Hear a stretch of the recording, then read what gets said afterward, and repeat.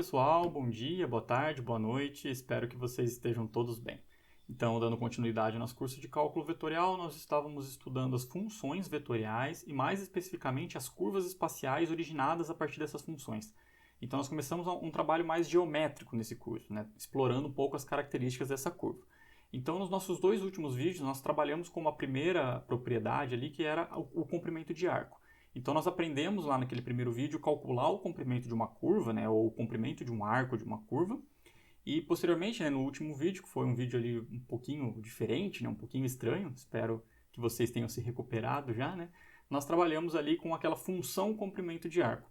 E, a partir dela, nós definimos a parametrização via comprimento de arco, que era uma parametrização padrão, para a gente tentar evitar ambiguidades ali em determinadas definições. Então, embora tenha sido uma aula relativamente peculiar, né, vocês verão que é importante esse conceito para a gente definir o objeto dessa aula, que é o objeto chamado curvatura, tá bom? Então, esse é o nosso objetivo hoje, estudar um pouco dessa curvatura, certo? Então, só dando nome a alguns objetos, pessoal, que a gente vai trabalhar aqui. Primeiramente, eu vou falar que uma parametrização R, ela é suave, tá? Eu vou chamar ela de suave, quando a derivada dela for contínua. Então, obviamente, ela vai ter derivada em todo ponto aí, e a derivada vai ser contínua. E, além disso, eu tenho que a derivada é diferente de zero, tá bom? Então, se você quiser associar ao cálculo 1, né, pensa, por exemplo, na função módulo, que é uma função que não tem derivada. Isso quer dizer que a derivada tem um bico, né? A função tem um bico. Então, a gente vai evitar coisas desse tipo, tá? Que a função tenha bicos. E, além disso, eu pedindo que ela seja contínua, né, eu vou também pedir que ela não tenha quebras, né, que não tenha mudanças bruscas, assim, digamos, tá? Ela vai ser desenhada de maneira suave, né? Até por isso que tem esse nome, tá bom? Já em relação a isso daqui, né, eu vou pedir que a derivada seja diferente de zero, notando que esse zero aqui é o vetor, né, pessoal, vetor nulo. Então eu estou pedindo isso porque a gente vai trabalhar com vetor tangente, tá? E obviamente se o vetor for nulo, aí não vai ter muita graça, né? A gente não vai conseguir fazer muita coisa, certo? Muito bem, pessoal. Então aqui está explicando um pouquinho melhor sobre isso. Só relembrando, né, quando a gente calcula o vetor r', lembra que ele é um vetor tangente à curva, nós exploramos isso na nossa aula de derivada. E, eventualmente, esse vetor pode ter tamanhos diferentes dependendo da parametrização que você está usando, né? Até dependendo do parâmetro que você está trabalhando. Então, nós definimos lá um vetor tangente que era o tangente unitário e ele era definido dessa forma, tá? É só a gente definir o dividir o r' pelo módulo dele. Aí isso aqui vai ser um vetor de módulo 1, de tamanho 1, tá bom? Então, esse vai ser o nosso vetor que a gente vai utilizar aqui, que ele é padrão, né? Daí ele tem sempre o tamanho 1. Beleza, pessoal? Mas o que é essa curvatura, né? De onde que vem o interesse em estudar esse objeto? Então, para a gente tentar se motivar, pessoal, vamos aqui para o nosso quadrinho. Eu deixei pronto aqui um sistema de coordenadas, né? Os eixos x, y, z. Vamos considerar uma curva espacial nesse sistema, tá? Então, digamos que essa curva C ela tem um formato mais ou menos assim, ó. Então, essa aqui é a nossa curva C. Beleza? Então, sempre pensando que é uma curva espacial, tá bom, pessoal? Então, eventualmente, ela está indo lá para trás, né? Ela pode ter uma profundidade aí. E o nosso interesse é o seguinte, ó. Vamos considerar que nós temos uma partícula percorrendo essa trajetória, tá bom? Então ela está andando em cima dessa curva aqui. E aí note o seguinte, ó. Se eu pegar a partícula nesse ponto que eu estou mostrando aqui, e ela for andando, andando, andando, note que para ela chegar neste ponto, por exemplo, ó, ela teve que ir mudando de direção, né? Ela estava andando numa direção, numa direção, numa direção, de repente ela mudou um pouquinho de direção e chegou até aqui, né? Note agora, pessoal, se eu pegar deste ponto até esse, novamente vai acontecer a mesma coisa. Ela está andando nessa direção, vai mudando de direção, chegou aqui. A grande questão, pessoal, é que para ela fazer essa mudança de direção, ó, isso aconteceu de maneira relativamente lenta, digamos assim. Agora, desse ponto até aqui, ó, a mudança teve que ser rápida, concordo? Isso por quê, pessoal? Porque essa curva, esse pedaço da curva, ó, ele é mais fechadinho do que esse pedaço que é mais aberto. Imagina se fosse nesse começo, ó, se ela chegasse daqui até aqui, olha que demora que ela teve para mudar de direção, né? Tudo bem? Então essa é a ideia de curvatura, pessoal. A curva ela pode ter formatos mais fechados e mais abertos, digamos assim, tá? E é isso que a gente vai tentar medir hoje, tá certo? Muito bem, pessoal. Como é que a gente faz uma associação, por exemplo, com o cálculo 1? Lembra lá no cálculo 1 que vocês estudam, por exemplo, se você pegar o gráfico da função f de x igual a x ao quadrado e f de x igual a 2x quadrado, pensando nessas duas funções, né? Então, ambas são parábolas, né? Porém, o f de x igual a x quadrado, ela é um pouquinho mais aberta, né? Digamos que ela seja um formato assim. O 2x quadrado é um pouco mais fechada, né? E como é que vocês medem isso lá? Através de uma coisa chamada de concavidade, tá bom? A concavidade te diz exatamente isso, o quanto a curva é a parábola, não vamos pensar na parábola, mas vale para várias curvas, né? O quanto ela é aberta ou o quanto ela é fechada, né? Inclusive ela pode ser côncava para baixo também, né? Para cima e para baixo, certo? Lembraram disso daí, né? Muito bem. Então essa vai ser a nossa ideia aqui, pessoal. Como está escrito no textinho, né, ela muda de direção mais rapidamente. E o que nos diz a direção dessa partícula, né? Como eu falei, imagina que essa partícula está andando para cá, né? O que está dizendo, né? O que aponta para onde ela está indo? O vetor tangente. E o vetor tangente, lembra, ele é dado por aquela derivada. Então aqui no quadrinho, nos slides, eu fiz aqui, considerei essa figura que está um pouquinho melhor, né? Imagina que eu tenho pontos aqui, ó, que estão igualmente espaçados, tá bom? Então a distância entre os pontinhos é a mesma. Note, ó, esse vetor rosinha aqui mudou para esse, ó. Olha, ele teve uma pequena inclinação. Só que note que essa inclinação foi baixa, né? Foi pequena. Agora quando você pega desse daqui para esse, ó, já foi maior, tá vendo? Ele estava praticamente horizontal aqui, ficou vertical. Claro, horizontal e vertical não dá para entender muito bem porque essa curva é espacial, né? Mas acho que dá para compreender, né? Aqui é a mesma coisa, né? Tá vendo? Mudou um pouquinho mais lentamente, agora de repente já mudou mais rapidamente. Tá bom? Então isso acontece, né? Pode ter essas variações maiores ou menores em pontos distintos da nossa curva. Arremetendo de novo lá para o cálculo 1, né? Vamos lembrar lá no caso da concavidade. Como é que a gente calculava a concavidade, vocês lembram? Isso era dado por uma coisa chamada de derivada segunda. E o que era a derivada segunda? Era a derivada da derivada. E se a gente interpreta a derivada como uma taxa de variação, então a derivada segunda é a variação da derivada. Lá no cálculo 1, a derivada dava a inclinação da reta tangente, lembra? Então é isso que a gente está calculando. O quanto a reta tangente está variando. Não é a mesma coisa que a gente está fazendo aqui, pessoal?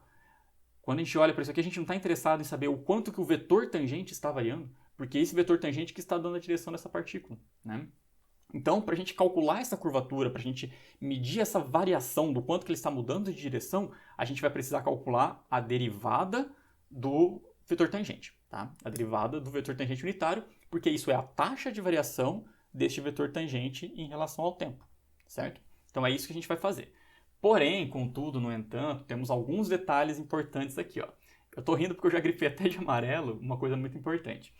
Nós vamos ter que calcular essa derivada, né? Primeiro, a derivada de um vetor, ela é um vetor, lembra? Nós definimos isso na aula de derivada. E o que nós queremos aqui é uma magnitude. Então, para isso, nós vamos calcular o modo, tá bom? Então, ó, vou só falando, daqui a pouco eu explico o que está ali. A curvatura, ele vai ser o quanto que o vetor tangente varia, né? Muda de direção. Então, vai ser o módulo da derivada do vetor tangente. A questão é aquela lá, pessoal.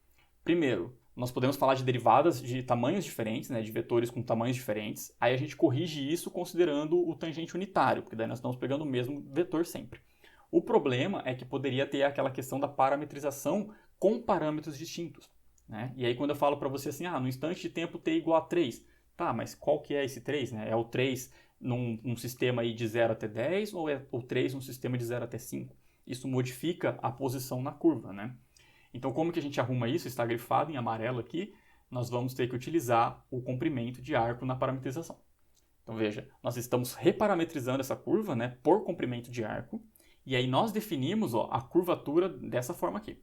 Então, a curvatura a gente usa a letra K, né, e ele é o módulo da derivada do tangente unitário em relação ao comprimento de arco. Legal, né? Bem legal. Tá difícil, né? Tá difícil. Imagino que sim, porque, veja, se a gente olhar para o tangente, né, que eu vou até voltar os slides aqui, o que era o tangente unitário? Ó? Ele era a derivada da função vetorial sobre o módulo. Então, ó, a gente tem que parametrizar por comprimento de arco, beleza? Aí a gente vai ter que derivar esse carinha, dividir pelo módulo, aí o módulo vai ser 1 nesse caso, mas dividir por isso daqui, e depois, pessoal, a gente vai ter que derivar esse tangente unitário. Então parece muito difícil, né? Tudo bem, vamos fazer algumas continhas aqui para vocês verem que nem tudo está perdido, tá? Vamos lá. Se vocês lembrarem, como é que a gente definiu, né, essa questão do comprimento de arco? Vocês lembram? A gente definiu a função comprimento de arco, S de t, aí tinha uma formulinha, que era uma integral, tal, que ia dar alguma coisa aqui que acompanhava o t, né? Uma funçãozinha de t, tudo bem? Todo mundo se lembra aí, né? Aí como é que nós fizemos para fazer a parametrização via comprimento de arco? A gente isolou o t, lembra? Então a gente falou assim, então isso quer dizer que o t ele era uma função de s, e aí a gente olhava para a nossa parametrização e trocava o t por essa nossa função. E aí a nossa parametrização ia ficar em termos de s. Tudo bem? Esse foi o nosso último vídeo. Muito bem, por que eu estou dizendo isso, pessoal? Porque quando a gente olha para esse tangente unitário aqui dos slides, né, esse t grande aqui, então como que ele é, né? Ele era uma função de s, né, até por isso que eu vou derivar em relação a s, só que como s depende de t também, né? Então automaticamente ele também é uma função de t. certo? Então veja que eu tenho uma composição aqui, ó, T aplicado numa S aplicado em T. Neste caso, eu posso utilizar a regra da cadeia, tá bom? Então vamos derivar esse carinha aqui agora em relação a T, ó. Quanto que vale isso daqui? dt pequeno. Bom, pela regra da cadeia, isso aqui vale a derivada do vetor tangente em relação a S vezes ds dt. Todo mundo concorda comigo aí? Então eu só usei a regra da cadeia, certo, pessoal? Ó, só para o que eu estou fazendo, né? Por que eu estou fazendo isso? Eu quero tentar deixar isso aqui mais simples, porque isso aqui está muito estranho, né? A gente tem que trabalhar muito para calcular essa curvatura. Como eu falei, achar o vetor tangente unitário da função parametrizada por comprimento de arco, né? Da parametrização dessa forma, e depois derivar em relação ao comprimento de arco e calcular o módulo. Então vamos tentar simplificar isso, né? Muito bem, quando a gente olha para essa expressão aqui, veja, pela curvatura ela é dada por dt ds, né? Então vamos isolar esse cara. Então o que que acontece? O dt ds, né, logo, esse carinha aqui, dt ds, ele é dado por aquele quociente, né? Só passar dividindo. Então vai ficar dt pequeno, tudo isso quocientado por ds dt. Maravilha, né? Muito bem, pessoal. Então, o que que nós conseguimos concluir? Assim, o que nós temos é o seguinte, pessoal. Quando eu calculo a curvatura, ó, veja, a curvatura ela é dada pelo módulo do seu lado esquerdo aqui, né? Desse termo aqui, concordam? Então vai ficar o módulo disso, vai ficar o módulo daquele quociente. Ou seja, é o módulo desse cara, dt quocientado por ds dt.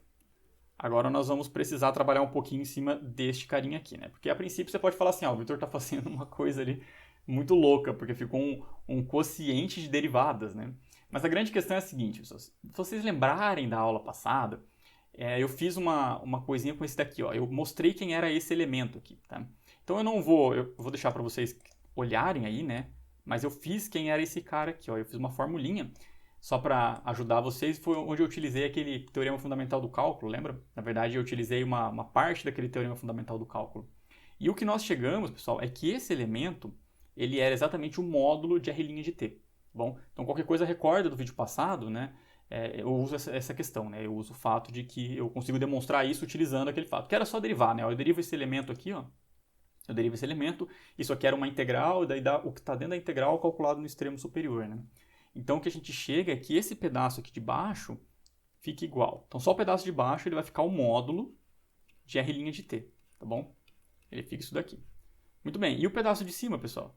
Se a gente agora está trabalhando em t, o dt grande, dt pequeno, é simplesmente a derivada do t, né? Então isso aqui fica o módulo desse carinha aqui, dividido pelo módulo de baixo.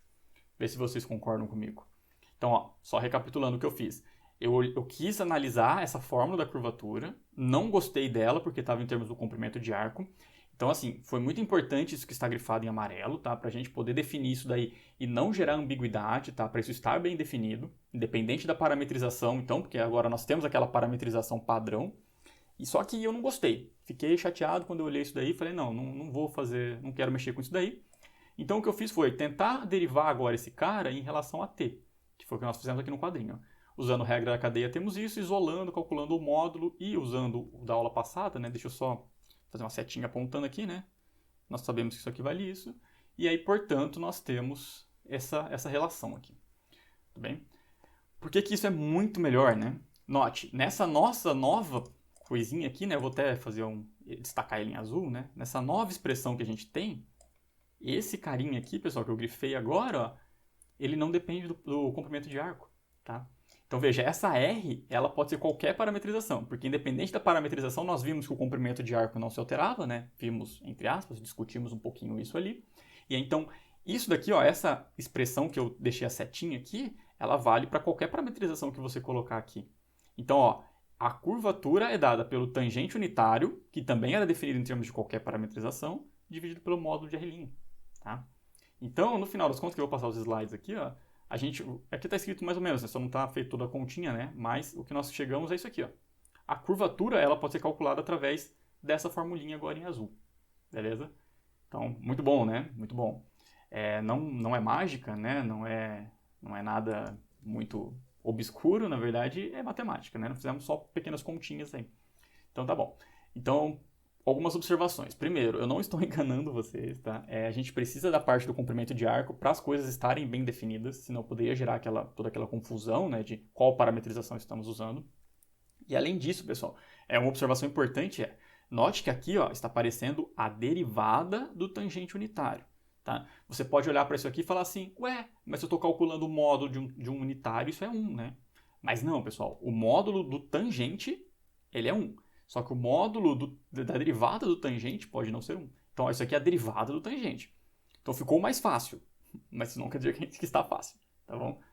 Eu espero que tenha ficado relativamente claro, tá? Qualquer coisa depois olhem de novo, tá bom, pessoal? Essa parte de cima é a aula passada, essa setinha aqui também, né? Vou até deixar ali, mas é a aula passada. Vamos só escrever aqui, então, aula passada. E aí vocês olhem lá de novo, tá bom, pessoal? Mas é o que nós fizemos no vídeo anterior, quando a gente trabalhou com aquela questão do comprimento de arco, né? Por isso que eu fiz aquele vídeo separado, né? Mas a gente acaba utilizando essas informações hoje, tá bom? Falei um montão aí, mas espero que tenha ficado claro. Bom, só chamando a atenção novamente, né, pessoal, que essa fórmula, ela é melhor agora, porque agora na prática, como eu já tinha adiantado para vocês antes, né? A gente não precisa usar a parametrização por comprimento de arco. A gente precisou para definir, para estar bem definido, mas na prática a gente pode usar qualquer parametrização. Então, se você parametrizou de um jeito e eu parametrizei de outro, essas continhas aqui que eu fiz, elas mostram que a gente está calculando a mesma curvatura. Tá bom? Então, isso é bem importante. Tá certo, pessoal? Então, eu espero que tenha ficado claro. Vamos fazer um exemplo aqui só para a gente ilustrar, né? Então, eu vou para um quadrinho branco aqui, já está a solução ali, mas vamos fazer juntos essa solução. Então, o nosso objetivo é calcular a curvatura de um círculo. Então, como é que a gente parametriza um círculo, né? Eu parametrizei o círculo aqui no plano, mas vamos supor que a gente pegasse assim, no espaço, né, XYZ, eu quero um círculo no plano XY. Então, como é que eu parametrizo esse objeto, pessoal? É como se fosse a hélice, só que ele não tem altura. Então, a parametrização é a seguinte, é uma R de t dada por... Nosso círculo ele tem raio A, então ele é A cosseno de t, A seno de t. Como ele está na altura zero, ele é zero, bom? Então, é isso que está escrito aqui, tá, pessoal? Está escrito em termos dos versores, mas veja, é IJ e o que acompanha o K é zero, né? Muito bem, então, o que a gente precisa para calcular a nossa curvatura, né? Até para a gente não roubar muito aqui, eu vou deixar no slide anterior, né? A curvatura é dada por esse objeto, ó. Então, veja, nós temos a receita aqui, precisamos dos ingredientes. Então, primeira coisa, nós precisamos da derivada da parametrização. Vamos calculá-la aqui. Então, o R' de t, ele vai ficar a derivada do primeiro, então vai ficar menos A seno de t. Vamos escrever certo para não precisar corrigir depois, né? Aqui é A cosseno de t. E a derivada de zero é zero mesmo, né? Vou escrever aqui na frente, tá, pessoal? Quanto que vale o módulo disso, que a gente vai precisar disso ali, né? Então, o módulo da derivada, ele vai ficar igual... Bom, a derivada o primeiro ao quadrado vai ficar A ao quadrado seno ao quadrado, mais A quadrado cosseno ao quadrado. Colocando o A quadrado em evidência, vai ficar A ao quadrado. Extraindo raiz, isso aqui vai ficar simplesmente raiz de A quadrado, que é A, né? Na verdade é módulo de A, mas o A é positivo, é o raio da circunferência, né? Então é sempre positivo. Tudo bem até aí, né? Muito bem, então agora, ó, veja aqui, olhando para o nosso slide, né? Nós precisamos do módulo do tangente unitário, da derivada do tangente unitário. Então vamos calcular o tangente unitário aqui, ó. Então, por definição, esse carinha, ele é o R' de t dividido pelo módulo de R' de t. Então nós temos as duas informações aí na linha de cima, né? Qual que é esse cara então, pessoal? 1 sobre A, né, que é o módulo aqui embaixo, e isso aqui vai ficar o vetor. Então o vetor ele é menos A seno de t, A cosseno de t, e aqui por último zero, certo? Bom, então só fazendo essa multiplicação bem simplesinha aí, isso vai resultar em menos seno de t, cosseno de t e zero, certo? Então esse daqui é o nosso vetor tangente unitário, né? De fato, o módulo dele é 1. Mas nós estamos interessados em outro cara, nós queremos saber quem que é o t' de t, né? Então, quem que é a derivada desse cara? Bom, a derivada do t', ele vai ser a derivada do primeiro, então vai ficar menos cosseno de t, seno de t, menos seno de t, perdão, e zero. Tudo bem? Bom, agora só calculando o módulo, quanto que dá o módulo de t' de t, pessoal? Isso aqui deu igual a 1, né? Raiz quadrada do primeiro ao quadrado, mais segundo ao quadrado, mais terceiro ao quadrado. Foi coincidência, tá, pessoal? Isso não é sempre 1, beleza? Isso pode depender de t, né? Na verdade, muito provavelmente vai depender de t. Então, só vamos concluir aqui embaixo, pessoal. Logo, quanto que vale a curvatura? Então, a curvatura pela fórmula, ele vai ser o módulo de t', né? Vamos escrever todas as informações aqui embaixo. dividido pelo módulo do R', né? É isso aqui que nós tínhamos. Agora nós temos todos os ingredientes, né? Isso aqui é 1 sobre A. Então vamos grifar aqui para ficar bonitinho, né? A nossa curvatura, o nosso K, é exatamente 1 sobre A. E aí assim a gente conclui o nosso exercício. Certo, pessoal? Então, só algumas observações, né? Esse exemplo aqui ele traz bastante observação legal. A primeira delas é a seguinte, ó. Olha aqui para o nosso slide. A nossa curvatura, veja, do jeito que nós definimos aqui nesse quadrinho rosa, ela depende do t. Tá? Então é um k de t. Isso porque, né, pessoal, se a gente for aqui para a nossa figura, aquela que nós começamos no início da aula, é de se esperar que em pontos distintos da curva eu tenha curvaturas diferentes. Porque lembra, a curvatura ela veio daquela ideia de mudança de direção. Então foi o que nós discutimos no começo da aula, né? A mudança de direção desse ponto para esse, ela é mais lenta do que deste ponto para esse, que é mais rápida. Então é de se esperar que a curvatura realmente dependa do tempo, né? Dependa do parâmetro, dependa do local que eu estou na curva, beleza? Isso, porém, não acontece aqui, né? O que é totalmente aceitável se a gente pensar que é um círculo. Quer ver? Vamos lá. Vamos fazer aqui 2 círculos para vocês terem essa noção. Vou fazer um círculo um pouquinho menor e aqui na frente um pouquinho maior. O espaço é pequeno, mas acho que dá para vocês entenderem assim. Bom, veja aqui, pessoal. A nossa curvatura, que é o que está em amarelo, ó, é 1 sobre A. Então, ela não depende do tempo, ela depende apenas do raio da circunferência. E de fato, ó, vamos pegar nesse caso aqui. Ó. Imagina que essa curva está rodando no sentido anti-horário, né? Neste ponto aqui, veja, o vetor tangente, né, o vetor da posição aqui, está apontando para cima, certo? Quando eu pego neste ponto aqui, ó, ele está apontando para baixo, concordo? Só que veja, essa mudança de direção, ela demorou um certo tempo. Se a gente fizesse a mesma coisa nesse círculo maior, ó, para ele mudar a direção daqui até estar apontando para baixo, demorou muito mais tempo, né? Tá vendo? O percurso percorrido foi maior, né? Então, nesse sentido, pessoal, a mudança de direção aqui é mais rápida do que aqui. Então, a curvatura, neste caso, é maior do que nesse. Veja, ó, a curvatura ela é inversamente proporcional ao tamanho do raio, né? Então, quanto menor o raio da circunferência, maior a curvatura. E é de se esperar, né? Veja, isso aqui ele é mais curvado do que essa. Pensa uma circunferência muito grande, né? A curvatura vai ser bem pequenininha, né? Então, essa é a ideia. Isso é bem interessante, né? Daqui a pouquinho a gente vai explorar um pouquinho melhor isso. Mas antes eu quero só deixar um exercício para vocês aqui, ó. Vamos para um quadrinho branco. Depois eu volto ali, tá? Se vocês quiserem copiar também podem dar um pause e voltar. Vou colocar como exercício aqui. Bom, e a ideia é a seguinte, pessoal. A gente quer mostrar, então vamos escrever aqui, mostre que a hélice circular, tá? Não vou escrever circular, mas é a nossa hélice, é aquela padrão. Eu só vou colocar ela de raio A em vez de raio 1, né? Porque é a mesma coisa, mas quer dizer que ela mora em cima de um cilindro de raio A. Então seria A cosseno de T, A seno de T e T, certo? Então essa aqui é a nossa hélice padrão, igual a gente já fez várias vezes aí, né? Já abordou ela algumas vezes, só que agora ela tem raio A, né? Então eu quero mostrar que essa hélice, ela possui curvatura constante. Curvatura constante. Então, esse é o nosso objetivo, esse é o nosso exercício, né? Aliás, o de vocês eu não vou fazer aqui. É bem facinho, tá, pessoal? Quer ver? Se a gente passar os slides aqui, que é onde tem o passo a passo do nosso exemplo, é a mesma ideia, ó. Olha aqui, a nossa função vetorial, no caso do círculo aqui do exemplo, ela era A cosseno de T, A seno de T e 0. Nesse caso da hélice, vai ficar A cosseno de T, A seno de T e T. Aí quando a gente calcular a derivada, vai aparecer um 1 aqui, né, ó, na componente K, no versor K. Então quando a gente calcular esse módulo, não vai ficar mais raiz de A quadrado. Vai ficar raiz de A quadrado mais 1. Bem, estou só falando, tá, pessoal? Mas depois vocês escrevam. Realmente é muito fácil, tá? Eu não ia enganar vocês, não. É bem simplesinho. Mas na hora que vocês calcularem isso tudo aqui, ó, calcula esse vetor tangente unitário, depois calcula a derivada dele, tá? Vocês vão concluir que isso vai dar constante. Não vai ser igual, tá? Não vai ser 1 sobre A igual ao círculo, mas vai ser uma constante que depende do raio. Então, no caso, a hélice ela também tem curvatura constante. O que é razoável de se esperar, porque se a gente parar para pensar um pouquinho, lembra que quando a gente trabalhou com a hélice, a gente olhou a hélice de cima, assim, né? Ela tem um comportamento meio parecido com o do círculo, né? Ela é também algo circular ali, a questão é que ela sobe, né? Mas ela tem essa ideia. Então, razoável esperar que seja verdade, né? Façam as contas, vocês vão ver que também acontece, tá? Ela também tem curvatura constante. Beleza, pessoal? Muito bem. Vou voltar para o nosso quadrinho lá do nosso exemplo, porque ele é bem interessante, pessoal. É o seguinte, dependendo do livro que você estiver estudando, tá?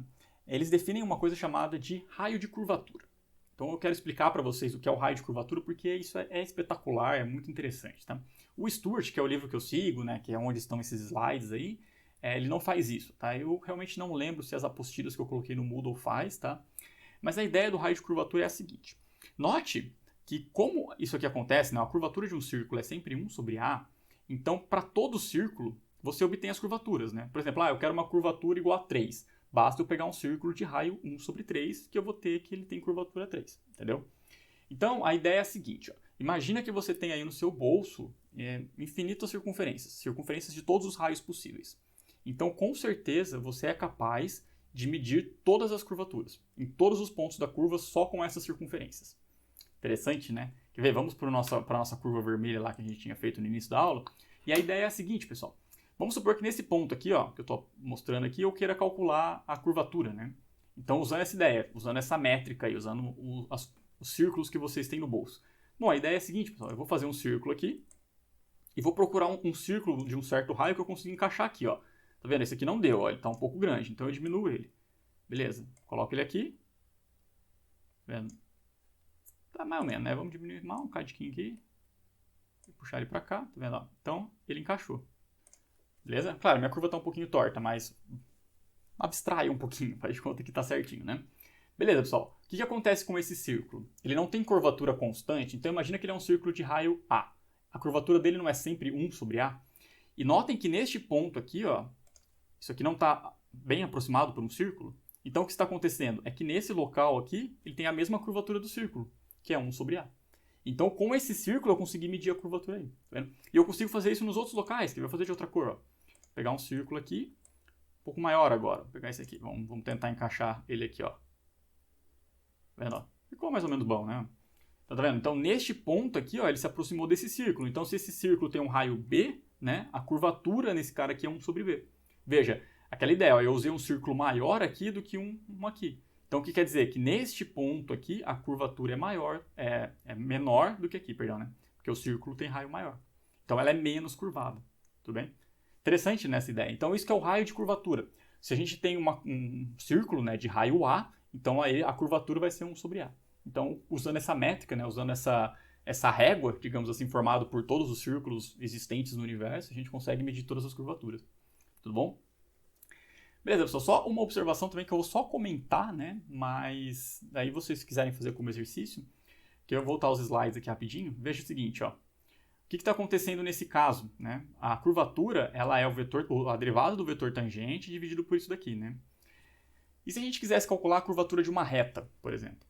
Porque tá vendo que eu não consigo encaixar com círculos, né? E aí, o que eu faço nesse caso da reta? Então fica para vocês pensarem aí, tá, pessoal? Mas é bem fácil, porque quando eu calculo a reta, ela tem sempre a mesma direção, né? Então, digamos que é uma reta inclinadinha, os vetores tangentes estão todos aqui, né? Sempre o mesmo. Então, quando eu calculo o módulo do vetor tangente, né? Esse carinha aqui de baixo, ó, isso aqui é uma constante, tá? Consequentemente, o tangente unitário vai ser uma constante, e a hora que eu derivo ele dá zero.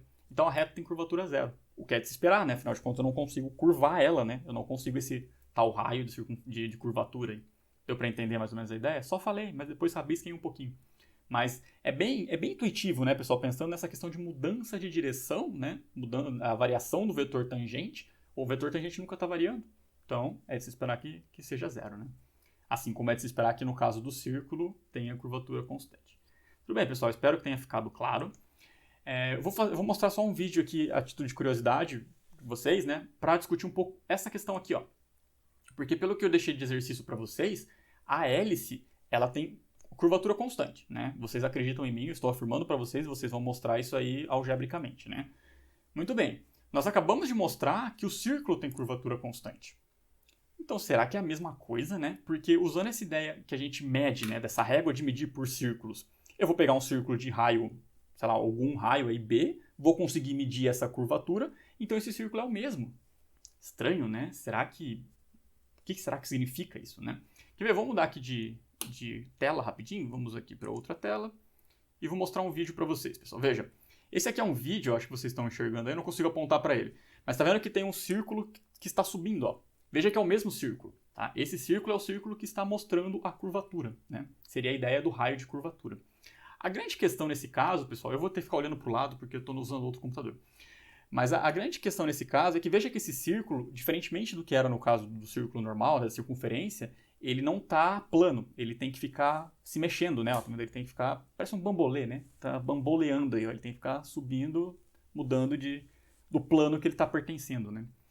Isso quer dizer, pessoal, que essa curva, ela não é uma curva plana, tá? Então, assim, existe uma outra característica de curvas que a gente não vai estudar aqui, tá? No Stewart, ele faz como um exercício que se chama torção. Então, a questão é assim, ó, quando a gente pega um círculo, ele tem curvatura constante, só que ele está no plano. Se a gente pegar esse círculo e torcer ele, ó, eu vou torcer ele para cima, então ele vai virar a hélice.